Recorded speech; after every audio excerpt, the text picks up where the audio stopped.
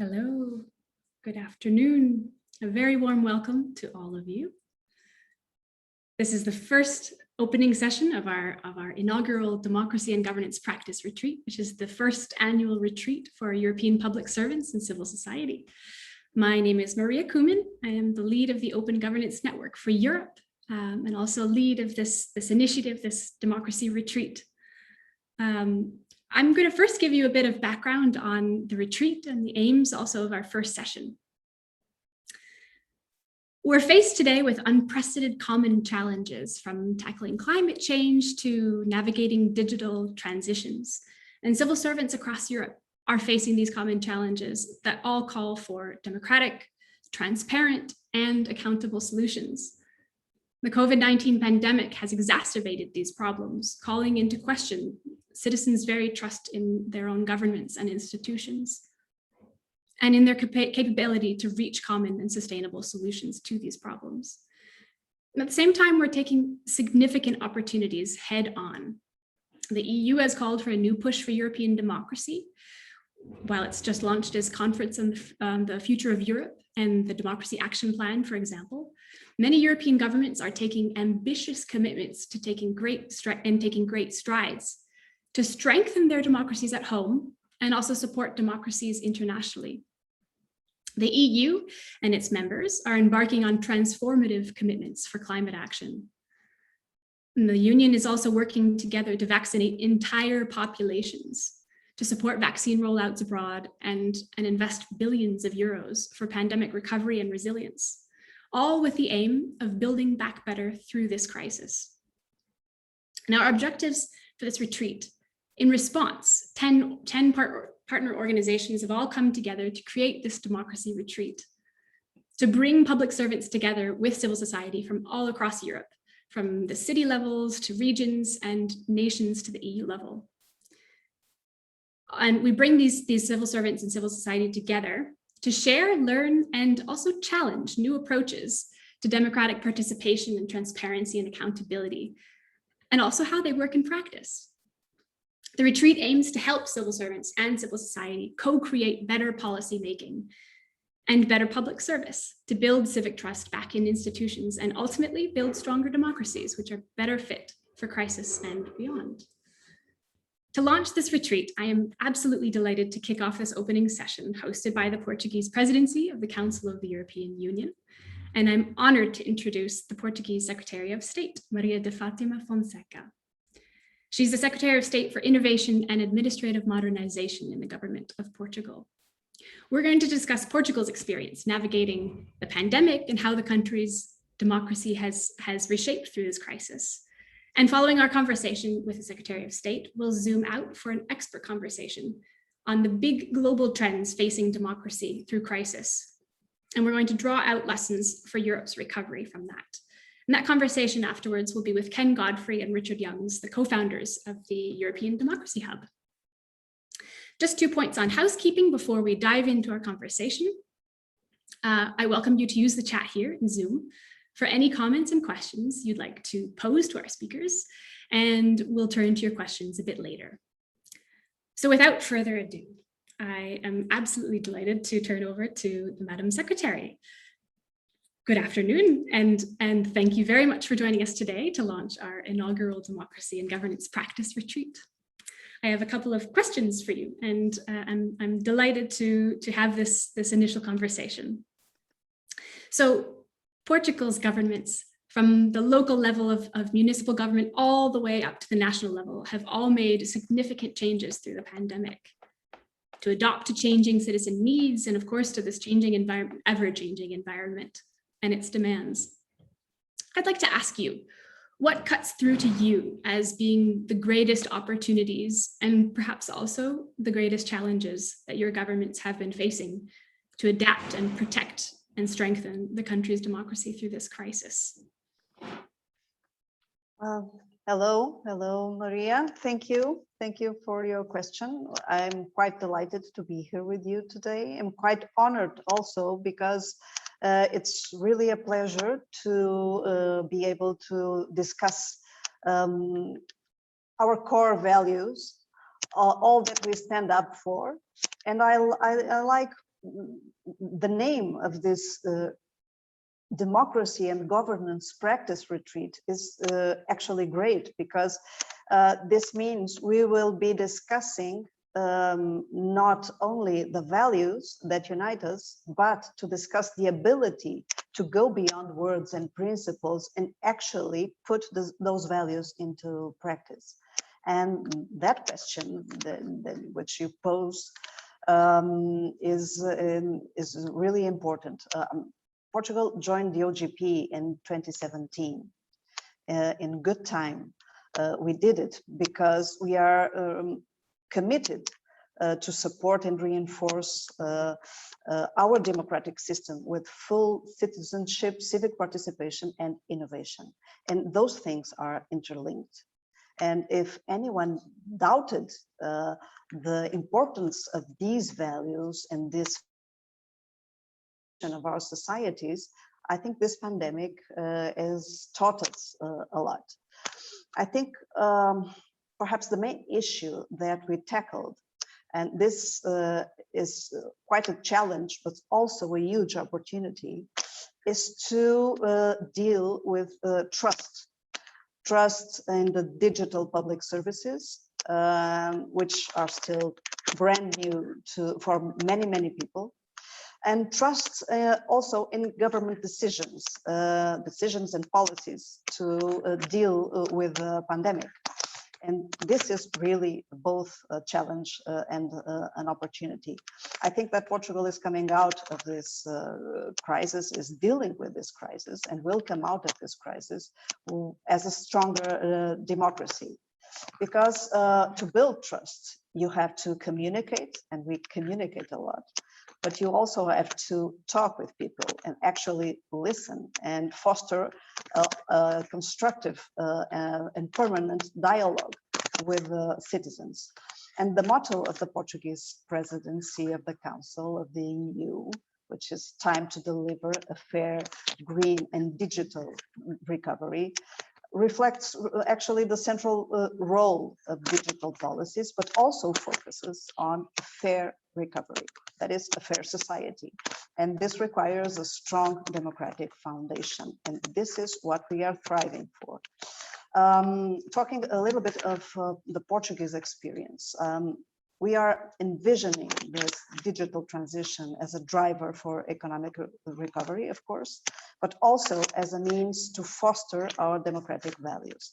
And in this context, we are engaged in the development of digital skills for everyone, of course, but also and very strongly on civic engagement and participation, transparency, inclusion, and accessibility, the promotion of health and disease prevention, distance learning and education, more than ever, lifelong learning, among many other examples. And central and local governments have a crucial role and collaborate and cooperate a lot on these matters, a lot more than before the pandemic.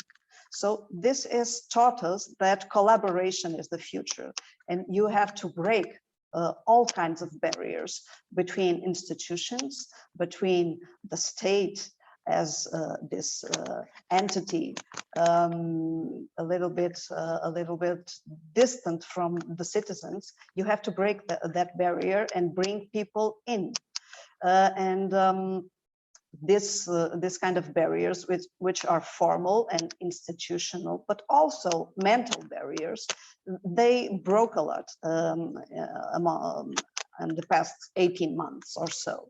So Portugal now is reinforcing its commitment to civic participation, and I think mainly to improve the maturity of the participatory process.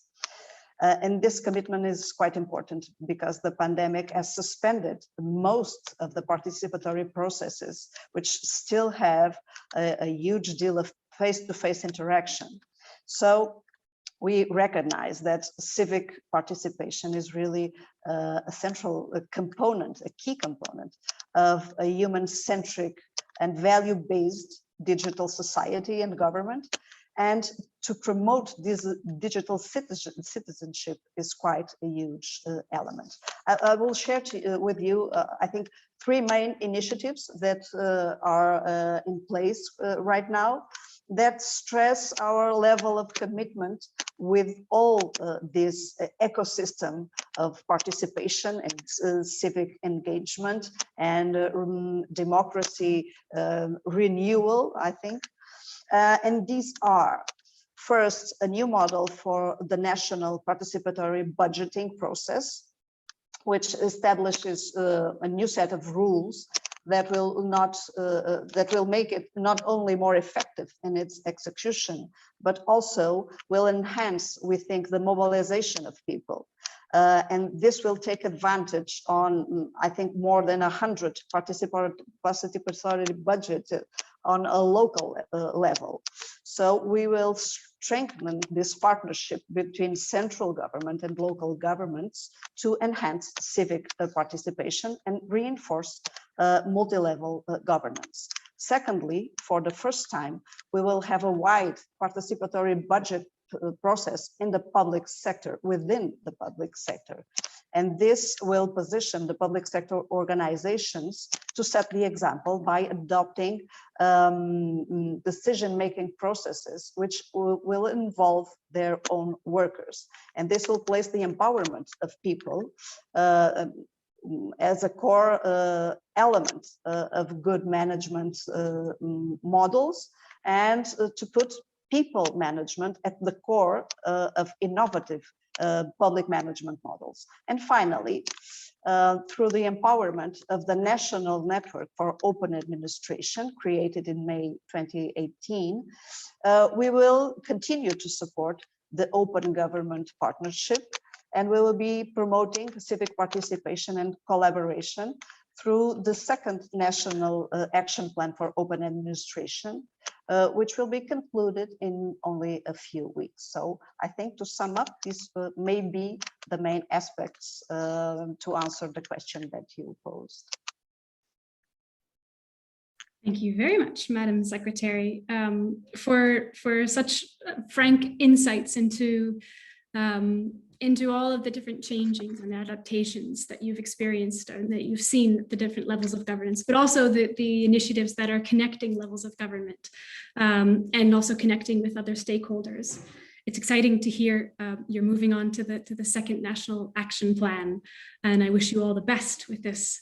I wonder if I can ask another question. As civil society and citizens too have evolved through the pandemic, there have been opportunities for more and different types of engagement with citizens and civil society. For example, around boosting or monitoring the country's pandemic response and recovery. So I wonder how can this civic engagement lead to new long-term relationships and partnerships to help Portugal build back better, so to speak, beyond this pandemic? Well, I think one of the good things of the pandemic, if I can say it this way, is this raised awareness on the importance of having a comprehensive vision on the world, on governance. I think if we are, as we are, committed and engaged in driving this fair digital transition, as I said before, we must realize that we really cannot do it without involving the citizens, especially those in the most vulnerable conditions. And this is, I think, a very important aspect. We must know our civic space, and we must build upon our civic space. We are at this, as we speak, we are starting a civic space scan with the help of the OECD as the basis of our work to redesign public services with a human rights-based approach. And LabX, our laboratory for experimentation in public administration, will be presenting this work, I think, tomorrow, to share and discuss this project. So I think, and as I said before, we must go beyond words and values and really act upon it. but we must know the territory that we are engaging. And this poses a lot of challenges because we must learn as we go. Actually, this is the main aspect, because there are a lot of things that work well on theoretical grounds, but theory and practice are sometimes quite different. So we must really know the space. We must really know all the people that we are, all the actors that we are engaging, and find the right tools with flexibility, knowing that what works some point won't work in the future, and what works in a community with all sorts of characteristics doesn't work on another neighborhood. So we must really know our territory and be very flexible on the approach that we use. But the main point is, we all say a lot, we must leave no one behind. And to include everyone, we must have really all sorts of tools. We have to develop a huge toolbox to reach everyone with information and communication and engagement and active engagement. And I think that this space of engagement is also the main space for innovation. And we have a very comprehensive approach on innovation. And something that this pandemic has also taught us is that we must be very humble before circumstances. And our approach on innovation and government is really based on these principles of participation and simplification, of course. And we are strengthening these components across the public sector with different initiatives that some of them will be new and launched next month in July. July is our month of public sector innovation.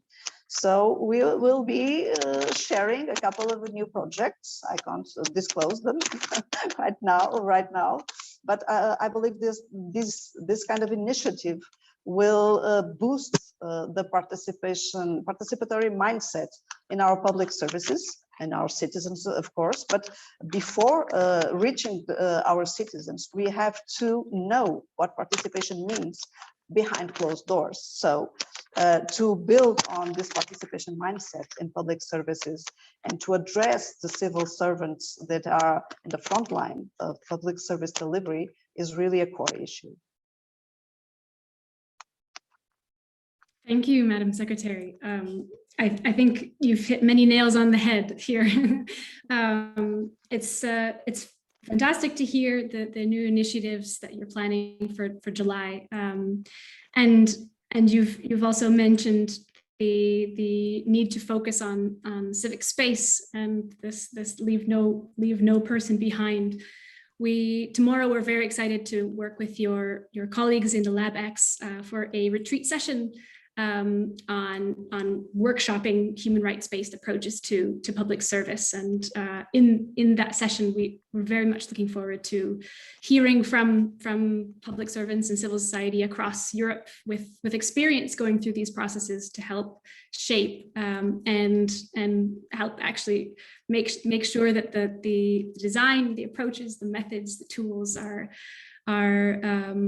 going to serve that purpose. So we'll look forward to that session. We'll also have more sessions on Wednesday focusing on bringing non-gov actors into public decision making, but also making one other session on making that kind of engagement more systematic and institutionalized, as you talked about. And it's very exciting to hear that you're working through some initiatives to help build out that culture of engagement. It's a great approach. And one more question for you. So based on the experience you've been talking about in Portugal, and specifically with regard to navigating this global pandemic and other crises at our doorstep, what lessons could you draw for our audience of European governments and institutions who are aiming for better governance and ultimately stronger democracies? That's a really challenging question. Well, I think well, you have to be really humble before the circumstances, as I said, but you have to, I think, all have to be very open-minded and try to build upon all the past work that actually has been benefiting people. Because in Portugal, we have been working on simplification, on digital services for many, many years. And that kind of work paid off when we had a lockdown. In a few weeks, we managed to have almost all the civil servants who could be in remote working. Actually, we managed to put them in remote working. So I think that all the conditions that we consolidate along the years really pay off. I think that we have to envision the future as a challenge with a broad perspective, because nothing changes if we are really full of preconceived ideas. We can't look upon the future with prejudice. So being open-minded means that if we want to have stronger democracies which engage people, of course people will vote, and that will be a positive effect of trust, but representative institutions will be reinforced, but active participation and engagement directly from citizens and non-profit organizations and all the actors, I think that the lesson that we learn is that we have to develop, as I said before, this permanently ongoing toolbox, always expanding this toolbox to fit the purpose and to fit the circumstances and to fit the will and the ability of the actors. So I think that for the future, we have to, of course, have a strategy. And in Portugal, last year, actually, we designed a strategy for digital transition, for instance, and a specific sector strategy for the public sector innovation and modernization to foster change, but to accelerate change. And this was discussed before the pandemic. And the pandemic put the strategy to a test. And what we learned is that the 4 building blocks that we had envisioned as the building blocks to drive a faster transformation of public sector are quite accurate and fit this purpose to accelerate the transformation.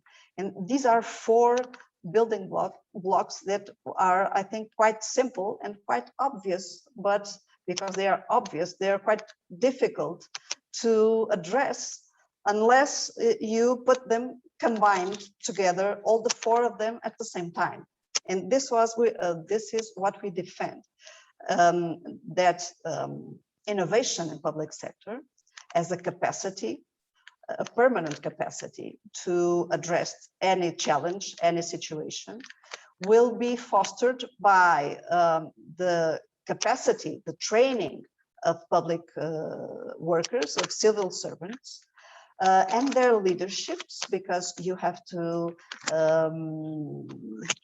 develop leadership to manage the public sector teams in quite a different fashion that you did 20 years ago, because everything is quite different now. And if you want to have autonomous teams, leadership must be different. You have to have, really develop new management models that encourage, of course, simplification, but also encourage innovation as a permanent capacity. And you have to do this while exploring all the potential of digital technology and emergent technology, and discuss them, to use them responsibly. And this will allow us to act closer to people. So proximity is that fourth axis. So you have people within the public sector, you have management models, innovative management models. You have, of course, technology is everywhere and changes everything. And you have proximity. So if you are close to people, you will perform better because you listen, you interact, you engage, you respond, you criticize and analyze and redo all the things that you do not well enough. So this is a permanent energy that actually can transform every day our public administration. So you have to have strategy, but you must be very stubborn doing things, because some things won't go well at the first time.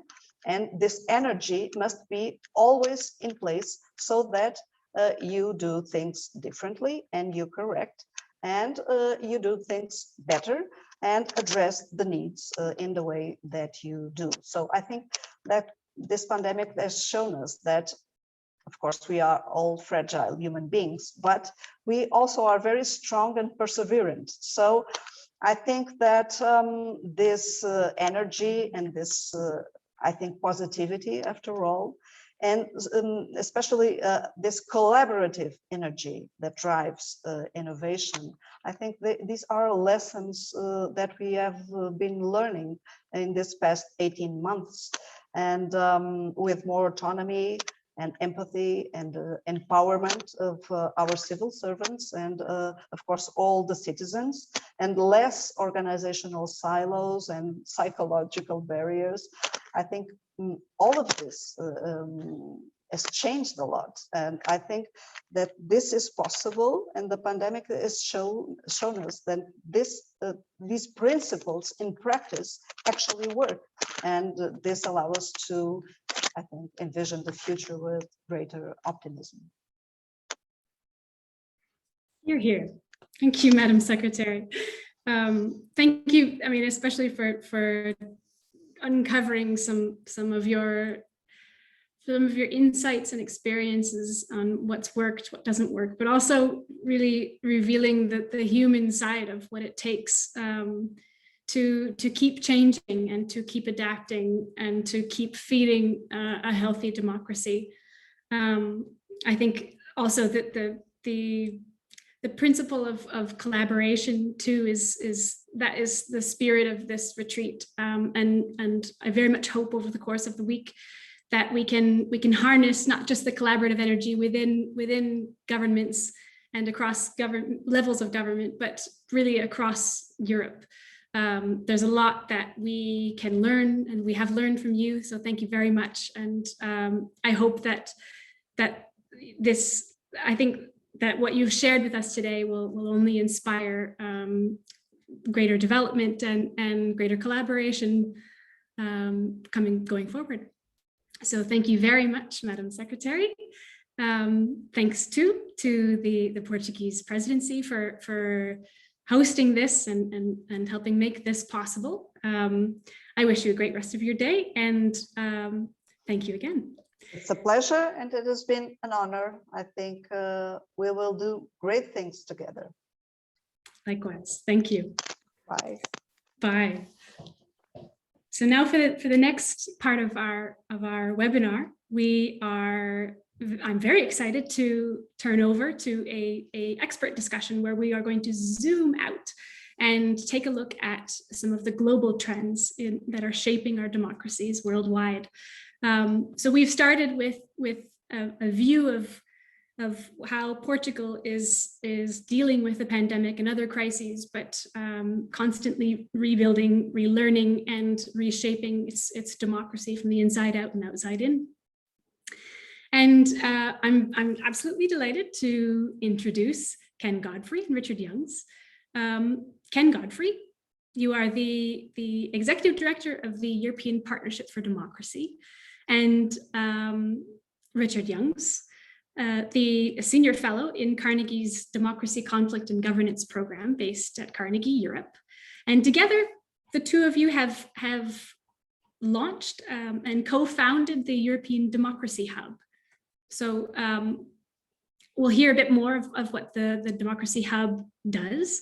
But I think what I'd like to do is to quiz a few questions to help us think more globally and bigger picture. And then we'll take our conversation back to Europe, what we can learn from these global trends. To all of the participants with us, I again welcome you to. I've seen a lot of chat and a lot of introductions. It's great to have you all here, and I encourage you to bring your questions to the chat. We are looking forward to the conversation with you. So, turning over to you, Ken. We'll start with you. I'm wondering if you could tell us a bit of from your point of view, from the Partnership for Democracy, but also from the European Democracy Hub.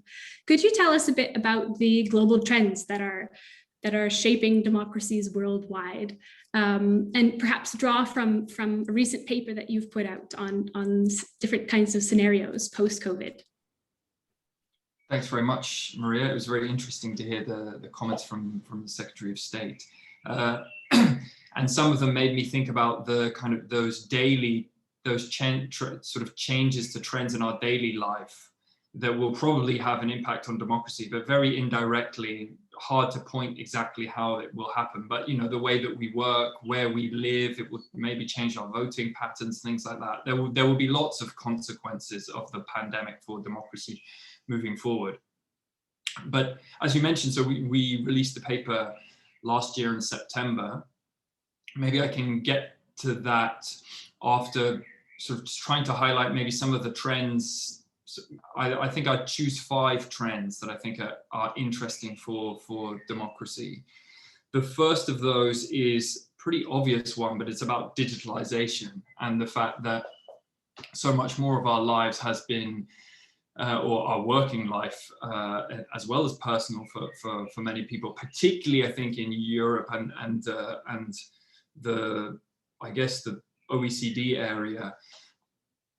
The fact that so much of our lives has been spent online has somehow brought to the fore lots of those tensions between privacy, freedom of expression, and challenges like disinformation, as well as a rush for big data, the need to collect data on individuals and their habits. And this has led to a sort of movement towards greater concern about the digital sphere and a need for regulation in the digital sphere that I think will have important consequences for democracy moving forward. And the second issue is the centralization of power. And there, I think this is maybe something that's moved off a bit of the agenda in Europe, because we can kind of potentially see the end to some of the restrictions of the pandemic. But in many places around the world, that centralization of power continues and maybe has gone in sort of ebbs and flows. But parliaments were closed for a long time last year. Several parliaments have opened again. But in general, that kind of balance of power has changed somewhat to accentuate the role of central government and the executive. And that's likely to have long-term consequences for democracies that rely so much on the balance of different interests and elite groups. The third area is one that's not particularly new, but has been accentuated by the pandemic, and that is the restrictions on civic space. So freedom of assembly, as well as legal measures against organized civil society, but also I think the restrictions presented to journalists has really garnered quite a bit of public attention since the beginning of the pandemic, and has important consequences for the ability of the media to hold people in power to account. I guess the fourth area is something that can be put in a really big basket, which is socioeconomic challenges. There a lot, again, has been written about the fact that disadvantaged groups have felt disproportionately a negative impact as a result of the pandemic. Women, minorities, those challenges are very important for democracies around the world and have received different degrees of attention, usually as a result of sort of mobilization of these groups in protest or as a consequence to the impact. But I think there are some other issues that also deserve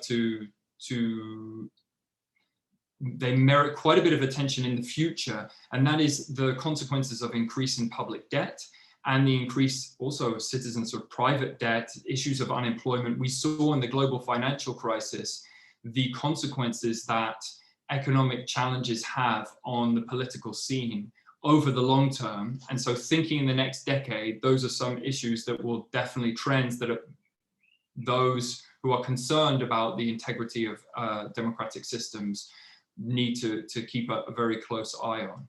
The final issue is something that I think was somewhat of a surprise, at least to me. If I was to think back a year ago, I would have said that the ability of governments to hold elections safely and securely was something that would be very tricky in the course of the sort of security and health restrictions around the world. That hasn't been the case. So lots of governments around the world have succeeded in holding elections. And I think it really points to the centrality of and the importance of elections for the legitimacy of governments. And also poses somehow some questions for how to drive forward democracy, renewal of democracy, which I think many people have written about, this need for a sort of rejuvenation of democracy in light of the challenges that it faces around the world. And this sort of focus on elections is, I guess, natural for those in power in terms of their accountability to the public, but does suggest that there are areas in which we would be wise to push for greater renewal beyond elections. And maybe to sort of take a step back from those trends, in this paper that we wrote that you mentioned, Maria, we looked at scenarios on the basis of different trends. And those scenarios, there were 4 scenarios. And the one I think that hit home the most to most people that we presented the research to or that read the research was one that indicated there would be greater tension between democracies and authoritarian regimes. There's nothing really that I've seen since September last year that dissuades me from thinking that there will be greater tension between democracies and authoritarian regimes. And this is probably a problem for democracies because the conversation will shift from whether, or the quality of the democracy within a particular country to indicating sort of nominally whether a country is democratic or authoritarian. And in addition, it does pose challenges for some of those policy issues in which there's a need for international cooperation, like I think the digital sphere and climate change, but also others. So, I mean, it's very good to see the proposals in terms of global tax at the moment, but they are predominantly being held amongst democracies and not including non-democracies to a big extent. So I guess that's what I'd say in terms of those trends. At the hub, at the European Democracy Hub, what we want to do is look at those trends, analyze them, both from a sort of analytical point of view, but also taking into account what we think would help in terms of policy making and in terms of practice. So those for democracy supporters around the world, what they can do about these issues, what can they do about digitalization, centralization of power in order to ensure that democracy is as strong as possible moving forward. Thanks, Ken. It's a pretty grim, but also quite optimistic outlook on the global trends facing democracy. And you gave some very, very helpful recommendations for how to focus attention for renewal. And thank you for also giving us the view of what you're doing at the Democracy Hub. I think using that as a segue, I'd turn to Richard now and ask if we could bring it back to Europe. Richard, how strongly do you see these global trends affecting democracy in Europe?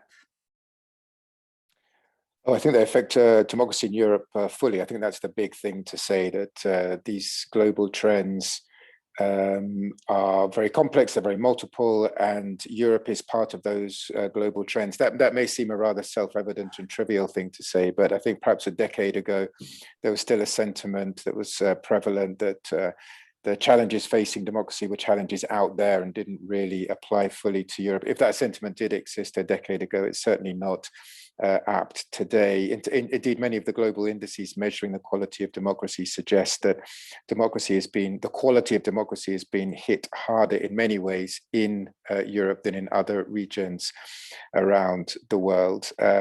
So in that sense, Europe is fully part of these trends, these bigger global trends that Ken describes. Not all these challenges are new. Many of them have been around for decades: declining trust in public institutions, declining membership of political parties, and so on and so forth. Many of them are more recent. They're a reaction to the Eurozone crisis and other challenges that have hit the EU in recent years. Some of the problems that Ken describes have a kind of distinctive expression in Europe. I mean, there's right-wing populism everywhere, but it's probably a more serious or prevalent concern in Europe than other regions. Europe has the particular challenge of combining national level democracy challenges with democracy at the supranational level as well. So there are distinctive elements in Europe that are a bit different from the global sphere. But I think analytically, for me, the interesting thing is there are two different kinds of trends affecting democracy. One is issues that are somehow intrinsic to the very nature of democratic politics on the one hand, and second, political reactions to things that are actually happening, crises that are happening that are a bit more kind of episodic in nature. And I think that's where the COVID crisis comes in. We all know that COVID has placed democracy under increasing strain. I'm not sure we can really conclude yet how it's going to affect democracy over the longer term. If you look at the numbers, the actual measurements of democratic quality in Europe, today they don't look radically different from the way democracy looked at the beginning of the pandemic. I mean, we all know the story that governments introduced restrictions on many areas of democratic rights in the name of fighting the pandemic. Many of those restrictions have now been lifted. I think it may be that the most severe challenges to democracy in Europe actually come over the medium or longer term. These are many of the issues that Ken referred to. So in a way, democracy in Europe may have weathered the most acute phase of the pandemic. And we may all be feeling much more positive today that we're over the worst in the vaccination program. The economic recovery is slightly now strengthening the foundations for democratic pluralism.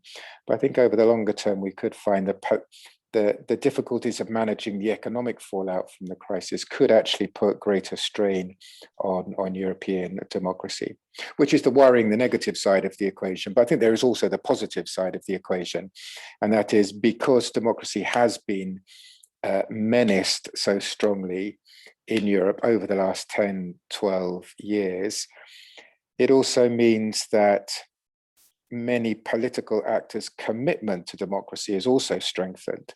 People have had to mobilize to try and defend democratic values. We perhaps all are not so guilty of taking democracy for granted quite so easily, as may have been the case a decade ago. So I think in the last decade, we've seen very serious problems emerge to democracy, but also some reaction to those problems in the shape of a whole myriad of new forms of democratic engagement that we can go into in the debate. So my overarching conclusion would be that we face the kind of crisis of democracy that you introduced the session with, Maria. But I think essentially what we see is that we see kind of sharper battle lines over democracy. We see democracy more severely questioned, but we perhaps see a stronger defense and mobilization in favor of democracy emerging in many European countries as well. Thanks, Richard. That's a really helpful way of looking at the challenges we're facing through democracy. And I'm glad that you've also separated the crises, intrinsic to democracy and those like the pandemic that may have an effect from the outside. I think this is now with such a broad view of what our challenges are, but also what our opportunities are. I wonder if I can ask both of you, looking forward, what would you recommend as the most important thing or things for supporting democracy in Europe? Maybe we'll start with Richard and go back to Ken. I think I would distinguish between direct challenges and indirect challenges. I think that in terms of the most direct imperatives, clearly civil society, citizens need to continue mobilizing to make sure governments don't retain many of the executive imperative privileges they've given themselves under the crisis. I think that's fairly basic, and people have been mobilizing to try and make sure that is the case. There's a lot of citizen mobilization and engagement and new forms of participation in public services and more kind of spontaneous mobilization on the street. It's all a bit kind of scattered at the moment. So I think not all of it is good news for democracy. Not all of it is very liberal. So I think there will be the challenge to make sure the potential of this kind of mobilization and interest in participation that the State Secretary was talking about is actually harnessed in a more kind of structured way for the benefit of democracy. Otherwise, it could feed in some more nefarious political trends. But then I would say there is perhaps a more subtle and indirect challenge. And that is, I think, the economic consequences of the pandemic are likely to be so serious, there will be a pressure on government just to get money out the door, spend money, get recovery plans underway to make sure that policymaking is efficient, is led by experts. And I think one can easily foresee that there will be a tendency towards kind of big state, top-down, rather technocratic decision-making, because the challenges are so severe, they are so sharp and urgent. And I think there we do need to learn lessons from previous crises, where if governments do not manage these kind of challenges in a fully open, transparent and participative way coming out of crises, it can inadvertently feed the next wave of frustration with democracy as governments, as countries inevitably enter into whatever the next crisis will be. For me, that's the big lesson to learn from what went wrong after the Eurozone crisis. It may not seem such an urgent or kind of key important challenge as just making sure economies get out of the crisis as quickly as possible. But I do think governments do need to take that lesson on board. Otherwise, we're likely to find these same kinds of frustrations with democracy building up over the next decade, as we've seen over the last decade. Thanks, Richard. Those are fair words of warning and excellent recommendations for harnessing and really structuring support to democracy going forward in more comprehensive ways, but along the way, learning lessons as we go, but also making sure that we're incorporating lessons learned from previous experiences through crises. Ken, how about you? What do you think are the most, or in addition to what Richard said, are the most important points for supporting democracy in Europe going forward? I'd echo what Richard just said about those lessons learned, and particularly about the spending of money in Europe. I might sound a bit like a broken record, but I do think the digital sphere is a very important area in the next decade. There's a lot that's being done at European level: Digital Markets Act, DSA, Services Act, AI, data governance, online advertising, etc., etc. Those are all very important, and the sort of the public sphere online, I think, is a very big challenge and a big opportunity for Europe on the global stage as well. And there, I think two things need to be prioritized. One of them is just transparency of what happens online. So knowing who pays for what, for example, but also knowing how algorithms decide certain things that we view in terms of political content. And as a consequence of that, enhancing the accountability of those that control the online sphere.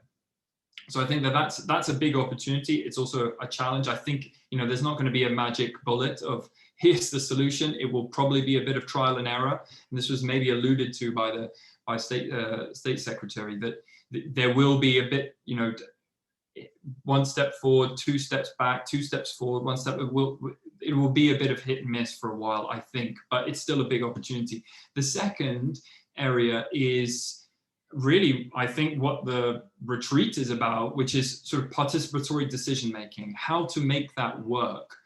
I think that there are lots of opportunities of involving not just civil society, but other groups in society in decision making policies. And they're such as the spending of pandemic funds at European level. And there are challenges there between national and European, as Richard mentioned. But I think that there will be quite a bit of pressure on European governments to take decisions quickly. And the reason for that, I would echo what Richard's saying, but also I think because of the pace of change today, there is greater pressure on governments to take decisions quickly. And secondly, I think sometimes there's a bit of gazing towards other countries around the world, most prominently China, and the ability of China to take decisions quickly. That means that European governments are faced with this pressure. Even if they don't feel it directly, the media will mention it, and that there will be this type of tension in decision making, and there needs to be as much effort as possible from those who believe in participatory decision making to underline that decisions can be taken relatively quickly, even including participatory processes. You just need the right systems in place. And there, I think that one of the big lessons as well from the last economic crisis is just how important delivering is for democratic governments. So that delivering would be enhanced, in my opinion, by greater participation of different voices in society. So I do think that that's one of the big opportunities as well, moving ahead. Thank you, Ken.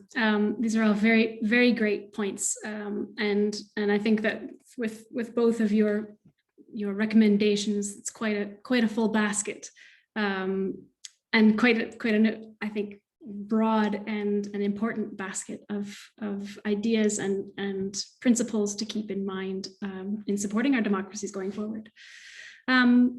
We have time now for questions, and we've received a couple in the chat, but I wanted to just give one more blitz and make sure everybody knows the chat is there and we are listening.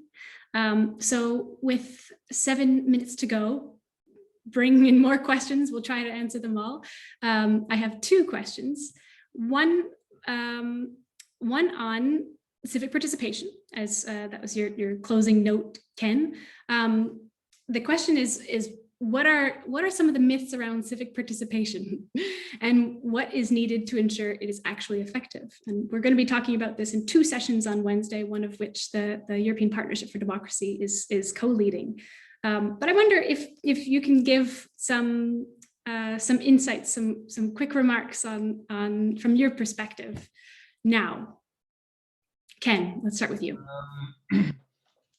I think one's a quite material point, but people often think of participation as expensive or somehow as a very elaborate, you need very elaborate mechanism. Now, sometimes it can be, but the costs to governments don't tend to be financial costs. They tend to be coordination costs and other less sort of material issues related to time. So I think that that's one of often the misconceptions about civic participation. Another one I do think is that it takes a long time. I'm not saying that it's always incredibly quick, but I do think that we know multiple examples of civic initiatives. For example, participatory budgeting has come a long way over time as a result of people getting to know how best to conduct it. And the Secretary of State indicated a whole range of different participatory budgeting that will be done in Portugal, different levels. And there, I think, is an example of the fact that this type of participation is not as difficult as it seems very often. Thanks, Ken. Richard, anything to add to that? Oh, I mean, participation is the big growth area in thinking about democratic practice over the last decade, and clearly the most valuable. It's probably a question of just setting expectations at the right level and not exaggerating what this kind of participation can achieve. It can't replace other areas of democratic politics. I think that people, that the champions of participation do not claim that is the case. Still, it is the case that a lot more effort has been and attention has been given to participation than other areas of democratic renewal that are also needed. So I think so far participation has shown that it works in respect of certain types of issues, local issues, relatively apolitical issues where agreement and consensus amongst small groups can easily be found, can easily be constructed.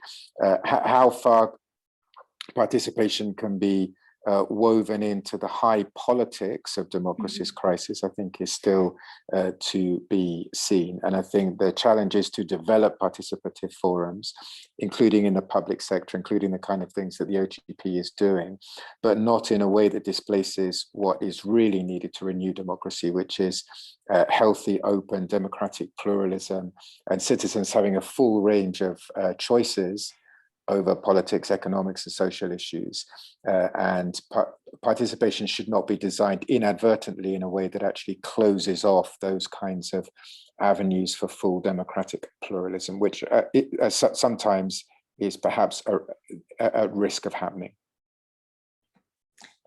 Thank you both for busting the myths and sharing some really precise and I'd say very, very helpful tips on how to make participation effective in the long run.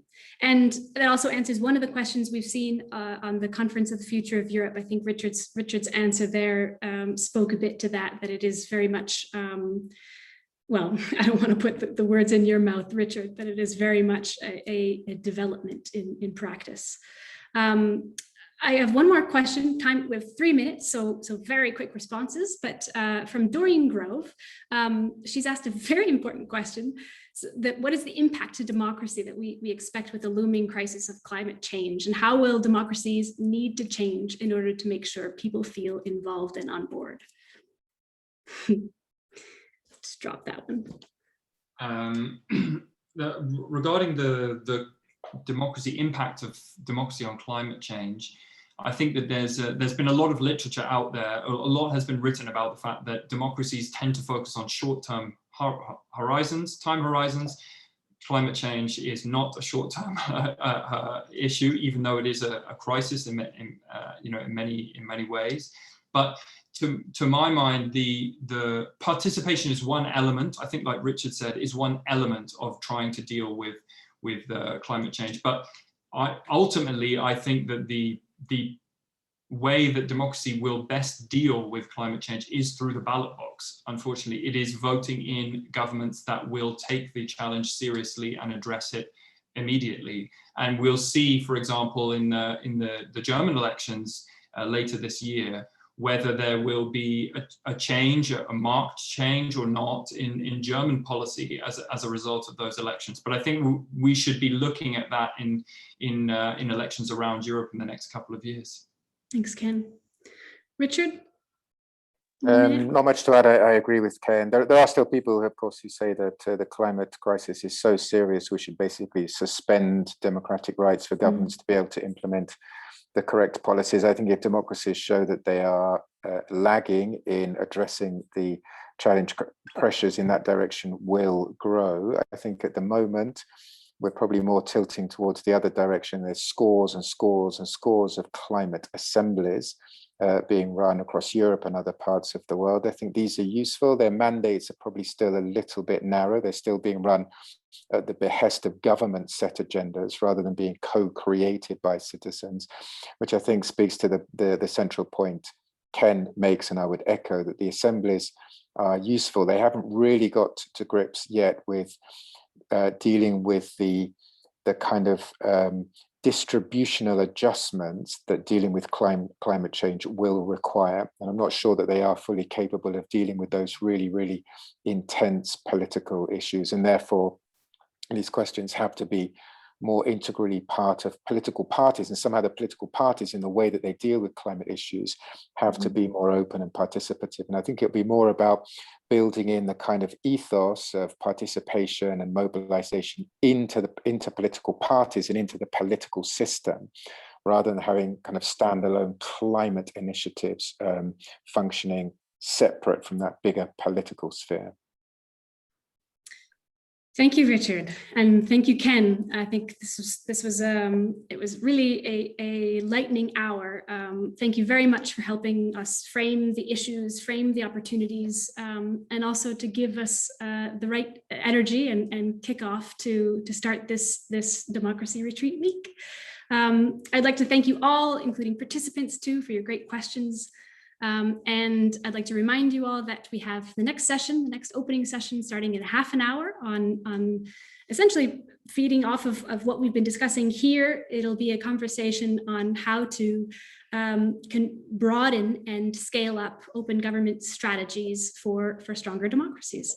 So with that, again, thank you very much. Thanks to the Secretary of State for joining us at the beginning. And I wish you all a wonderful rest of the day.